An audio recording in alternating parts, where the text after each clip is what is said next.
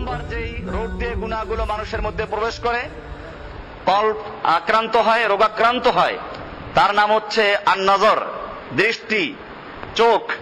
এই চোখের মাধ্যমে মানুষের মধ্যে অনেক রোগের সৃষ্টি হয়। আল্লাহ সুবহানাহু ওয়া তাআলা মানুষকে চক্ষু দিয়েছেন, অনেক গুরুত্বপূর্ণ নিয়ামত। চোখ দিয়েছেন কিসের জন্য? মানুষ আল্লাহর সৃষ্টিকে দেখবে।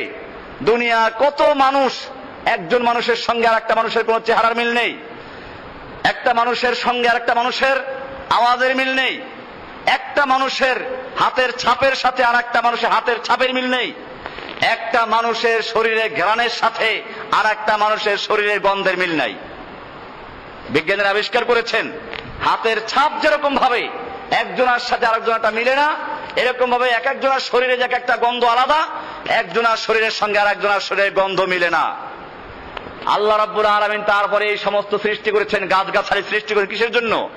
কোরআনে বহু জায়গায় বলেছেন, ইন্না ফি খালকিস সামাওয়াতি ওয়াল আরদ ইখতিলাফিল লাইলি ওয়ান নাহার, দিন রাতের পরিবর্তন, চন্দ্র সূর্য গ্রহ নক্ষত্র, এই সবগুলো আল্লাহ রাব্বুল আলামিন সৃষ্টি করেছেন আল্লাহকে চেনার জন্য, আল্লাহকে জানার জন্য। মানুষ এগুলো দেখবে, দেখে তারপর আল্লাহ শুকরিয়া আদায় করবে, আল্লাহর প্রতি ঈমান রাখবে, আল্লাহর ইবাদত করবে। এই জন্য চক্ষু দান করা হয়েছিল। সুতরাং চক্ষু একটা বড় নিয়ামত। কিন্তু আল্লাহ তাআলা এর ক্ষেত্রে আরো বলেছেন, সব দেখার ব্যাপারে আল্লাহ তাআলা কিছু শর্ত দিয়েছেন, কোন কোন জিনিস দেখতে পারবে, কোনগুলো দেখতে পারবে না। এই জন্য কোরআনে এই কথা বলা আছে সূরা নূরের 30 নম্বর আয়াত, কুল্লিল মুমিনিনা ইয়াগুদ্দু মিন আবসারিহিম ওয়া ইয়াহফাজু ফুরুজাহুম যালিকা আযকা লাহুম ইন্নাল্লাহা খাবীরুম বিমা ইয়াসনাউন। কুল্লিল মুমিনিন, মুমিনদেরকে বলো, ইয়াগুদ্দু মিন আবসারিহিম, তারা যেন তাদের চক্ষুকে নিচু রাখে, তারা যেন তাদের চক্ষুকে নিচু রাখে। ইয়াগুদ্দু মিন আবসারিহিম, মুমিনদেরকে বলো তারা যেন তাদের চক্ষুকে নিচু রাখে। কে বলছেন? প্রত্যেকে খেয়াল রাখতে হবে, রাস্তায় চলার সময় আমরা কোন দিকে নজর করি। খালি হারাম জিনিস বলতে শুধু মেয়ে লোকের দিকে তাকানো না, অন্যের সম্পদের দিকে তাকানো, অন্যের বড় বড় বিল্ডিং এর দিকে তাকানো, আর মনে মনে কল্পনা করা আমি যদি করতে পারতাম। এগুলোও গুনাহ, কারণ এর মাধ্যমেও আমার অন্তরের মধ্যে গুনাহ প্রবেশ করছে। এজন্য আল্লাহ তাআলা বলছেন, কুল্লিল মুমিনিনা, মুমিনদেরকে বলো, ইয়াগুদ্দু মিন আবসারিহিম, তারা যেন তাদের দৃষ্টি শক্তিকে নিচু করে রাখে, ওয়া ইয়াহফাজু ফুরুজাহুম, এবং তারা যেন তাদের লজ্জাস্থানকে হেফাজত করে, যালিকা আযকা লাহুম, আল্লাহ তাআলা বলছে এটাই তাদের জন্য পবিত্রতম বিষয়।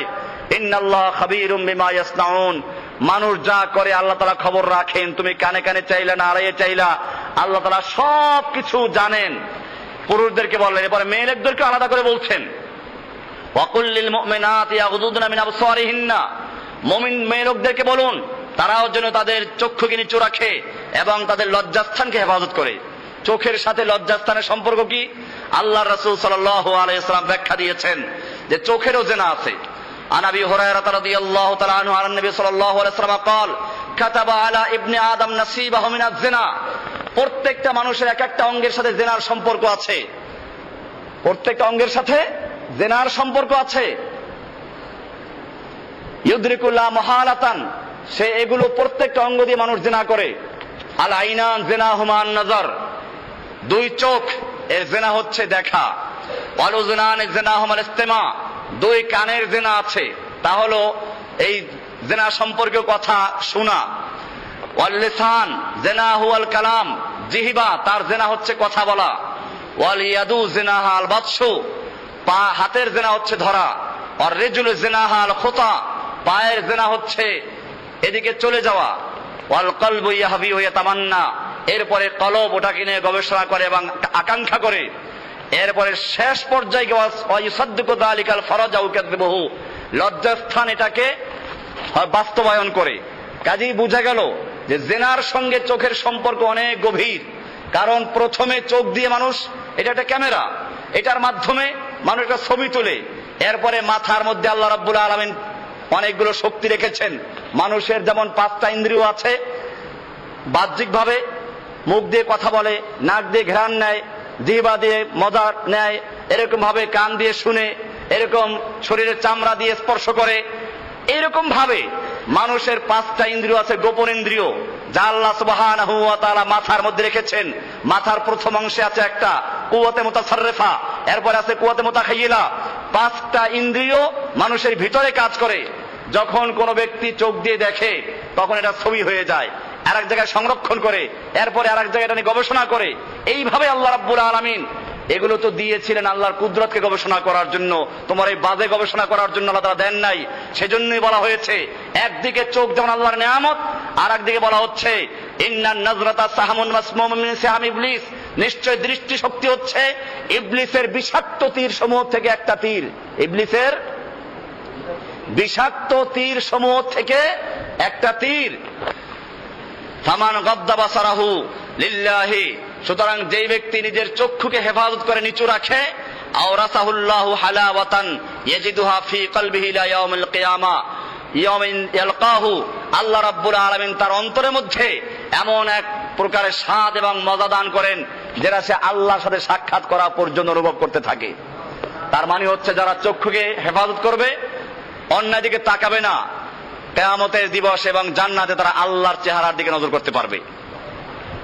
এটাই এখানে বলা আছে, যে ব্যক্তি চক্ষুকে হেফাজত করলো, চক্ষুকে হারাম জিনিসের দিকে তাকানোর থেকে হেফাজত করলো, সে তার অন্তরের মধ্যে এক প্রকারের প্রশান্তি, এক প্রকারের স্বাদ অনুভব করবে, যেটা আল্লাহকে দেখা পর্যন্ত সে চালু থাকবে। তাহলে আল্লাহকে দেখবে সে। এই জন্যই আল্লাহ রাসূল সাল্লাল্লাহু আলাইহি ওয়াসাল্লাম বলছেন, তোমার এই চোখটা হচ্ছে শয়তানের একটা বিষাক্ত তীর। অনেকে প্রশ্ন করে হঠাৎ যদি নজর পড়ে যায়, আর আমাদের সমাজে প্রচলিত আছে একবার দেখা যায়। আল্লাহ রাসূল সাল্লাল্লাহু আলাইহি ওয়াসাল্লাম, শয়তান কতভাবে ধোঁকা দেয়। আল্লাহ রাসূল সাল্লাল্লাহু আলাইহি ওয়াসাল্লাম পরিষ্কার করে বলেছেন, এটা তো উম্মতকে বাঁচাবার জন্য, হঠাৎ নজর পড়ে গেল তাহলে কি করবে? সঙ্গে সঙ্গে ফিরিয়ে আনবে। এইটা মাফ করা হয়েছে। এখন আপনি একবার তাকাইলেন, তারপর দেখতেই রইলেন, অথবা আপনি জানেন যে একটা মেয়ে লোক আছে পিছনে, তারপরে দেখলেন, এইটা মাপ না। আল্লাহ রাসূল সাল্লাল্লাহু আলাইহি ওয়াসাল্লাম পরিষ্কার করে দিয়েছেন, আন জারীর রাদিয়াল্লাহু তাআলা আনহু قال سألت رسول الله صلى الله عليه وسلم عن النظر الفجاءة, হঠাৎ যদি নজর পড়ে যায় সেটার জন্য কি গুনাহ হবে? আল্লাহ রাসূল সাল্লাল্লাহু আলাইহি ওয়াসাল্লাম বললেন, ফাকালা ইসরিফ বাসারাক, তুমি তোমার চক্ষুকে সঙ্গে সঙ্গে ফিরিয়ে নাও। মুসলিম শরীফের হাদিস, তিরমিজি শরীফের হাদিস, দারেমি, মুসনাদে আহমদ, এই সব কিতাব হাদিসটা আছে যে ইসরিফ বাসারাক, তুমি তোমার নজরকে সঙ্গে সঙ্গে ফিরিয়ে নাও। ওটা মাপ। অনিচ্ছাকৃত যেটা তোমার নজর পড়ে গেছে ওটা আল্লাহ সুবহানাহু ওয়া তাআলা মাফ করে দিবেন। কিন্তু তুমি ইচ্ছা করে একবার দেখা জায়েজ, এই জন্য দেখলা যে শয়তানের আরেকটা গুনাহ, তুমি আল্লাহ নবীর সাথে প্রতারণা করেছো, একটা তো গুনাহ করলা, আরেকটা হলো হাদিস দিয়ে দলিল পেশ করে আরেকটা গুনাহ করেছো। মদ খাওয়া এমনি গুনাহ, এমনি হারাম। আর যদি কেউ বিসমিল্লাহ বলে খায় তাহলে কাফের হয়, কারণ মজাক করলো। হারাম করলে মানুষ কাফের হয় না, সব হারাম করলে কাফের হয় না। একজন লোক মদ খায় কিন্তু সে জানে হারাম, বিশ্বাস করে হারাম, আল্লাহর হুকুম মানা উচিত, এতে কাফের হবে? কাফের হবে না, তার তওবার দরজা খোলা আছে। কিন্তু যদি একটা লোক মদ খায় আর মনে করে এটা হালাল, মদ খাইলে কি হয়? মদ খাইলে কি হয়? বিসমিল্লাহ বলে মদ খাওয়া শুরু করলো, উপহাস করে মজাক করলো, সঙ্গে সাথে ঈমান চলে যায়, কাফের হয়ে যায় সে লোকটা। এই জন্য বুঝতে হবে, হঠাৎ নজর পড়ে গেছে ভিন্ন কথা, তওবা করো আল্লাহর কাছে। কিন্তু এটাকে জায়েজ করার জন্য আবার তুমি বললে একবার দেখা জায়েজ, এটা আর একটা হারাম কাজ করলা তুমি, এটা আগেরটার চেয়ে বড় গুনাহ। এই জন্য এই ধরনের ভাবে হাদিসকে পরিবর্তন করা বা হাদিসের দ্বারা গুনার দলিল পেশ করা, এটা আর একটা গুনাহ। এই জন্য আমাদের খুব খেয়াল রাখতে হবে। এটা শুধু এইখানে না, মানুষ অনেক জায়গায় এই কাজগুলো করে, হারাম কাজ করে, গুনাহ করে, তারপরে সেই গুনার সপক্ষে দলিল পেশ করে হাদিস দিয়ে। তুমি আল্লাহর কাছে জবাবদিহি করতে হবে, আর একটা গুনাহ করলা তুমি এটার জন্য। কোরআনে কারীম আল্লাহ সুবহানাহু ওয়া তাআলা এই জন্য ইরশাদ করেছেন, ওয়ালা তুতি মান আগফালনা কলবাহু আন যিকরিনা ওয়াত্তাবা হাওয়াহু ওয়া কানা আমরুহু ফুরুতা, আপনি ওই সমস্ত লোকদের অনুসরণ করবেন না যাদের অন্তরকে আমার জিকির থেকে গাফেল করে দেওয়া হয়েছে। তারা বিভিন্ন জিনিস দেখে দেখে দুনিয়ার প্রতি আকৃষ্ট হয়েছে, আমার জিকির থেকে গাফেল হয়ে গেছে। আমার জিকির, আল্লাহ তাআলা গাছ সৃষ্টি করেছেন আল্লাহকে দেখার জন্য। গাছ কত বড় নেয়ামত! এরকম ভাবে চন্দ্র, সূর্য, এই যে আলো দিচ্ছে, আপনি দুনিয়ার সমস্ত বিদ্যুৎ গুলো একসাথে জ্বালান, এক সূর্যের সমতুল্য আলো হবে? আল্লাহ তাআলা যদি বলতেন প্রতি মাসের শেষে সূর্যের আলোর বিল দিতে হবে, দেওয়া সম্ভব ছিল? রাতের বেলা চাঁদের আলো, এই যে আম খাচ্ছেন, জাম, লেচু, কাঁঠাল, কি মিষ্টি ফল, এগুলো দিয়ে সূর্যের আলো না পড়তো মিষ্টি হতো? চাঁদের আলো না পড়লে আলো হতো? তারকালে আলো, এটার জন্য এর আবার রং আসে। এই সবগুলো কুদরতি ভাবে সৃষ্টি করা হয়েছে। আল্লাহ সুবহানাহু ওয়া তাআলা এগুলো দেখার জন্য, এগুলো বুঝার জন্য মানুষকে চোখ দিয়েছিলেন। কোরআনে বলা আছে, লাহুম কুলুবুল লা ইয়াফকাহুনা বিহা ওয়া লাহুম আ'য়ুনুল লা ইউবসিরুনা বিহা। আমি ওদেরকে কান দিয়েছিলাম শোনার জন্য, চোখ দিয়েছিলাম দেখার জন্য, অন্তর দিয়েছিলাম বুঝার জন্য। উলাইকা কাল আনআম, তারা এগুলো কিছুই করে নাই। আল্লাহ বলছেন উলাইকা কাল আনআম, এইগুলো হচ্ছে পশুর মতো। কারণ পশুরও কান আছে, ওরও কান আছে, পশুও কিছু বুঝে নাই, ও বুঝে নাই, এই জন্য বলছেন কাল আনআম, এরা পশুর মতো। এরপর আল্লাহ বলছেন বালহুম আদল, বরং পশুর চেয়ে আরো পথভ্রষ্ট, আরো খারাপ। কি জন্য? পশুকে তো আল্লাহ তাআলা জ্ঞান দেন নাই, তোমাকে তো জ্ঞান দেওয়া হয়েছিল।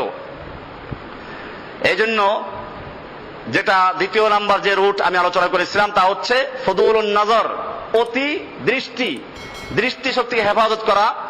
এটা আমাদের খুব খেয়াল রাখতে হবে।